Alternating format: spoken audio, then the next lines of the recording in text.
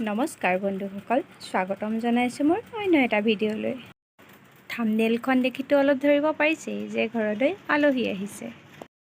আলহী যিহেতু স্পেচিয়েল, গতিকে খাদ্যখিনিও অলপ স্পেচিয়েল হ'বই লাগিব। কি কিনো ৰান্ধিলোঁ, কেনেকৈ খোৱালোঁ, সকলোবোৰ চাই থাকিবচোন আপোনালোকে। ইউটিউবৰ পথাৰখনত নতুনকৈ নামিছোঁ। কেমেৰাৰ সন্মুখলৈ অহা সাহসকণ এতিয়াও কিন্তু গোটাব পৰা নাই।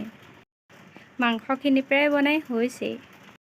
আমাৰ জ্বলা নোখোৱা সৰু সদস্য দুজনৰ কাৰণে বেলেগকৈ ৰাখি ইয়াতে অলপ জলকীয়া দি দিলোঁ।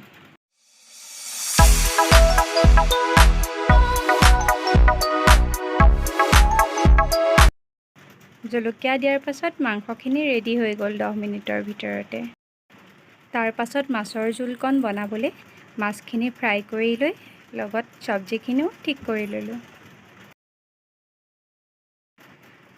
কামৰ মাজতে আকৌ দুয়োজনক গৈ চায়ো আহিলোঁ, কিবা কৰি আছে।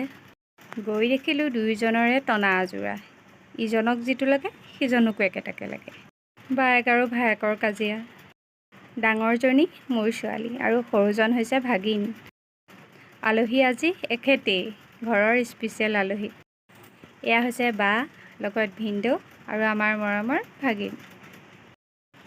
সময় বহুত কম আছিল, সেইকাৰণে ভিডিঅ'টোত এনেকৈয়ে দেখালোঁ ভাতৰ থালিখন। ভিডিঅ' কৰিবলৈ ইমান সময় নাপালোঁ। ভিডিঅ'টো চাই যদি আপোনালোকে ভাল পালে মোৰ চেনেলটো ছাবস্ক্ৰাইব কৰিবলৈ নাপাহৰিব আৰু ভিডিঅ'টো লাইক কৰি দিব। ধন্যবাদ। আজিলৈ ইমানেই। Bye bye.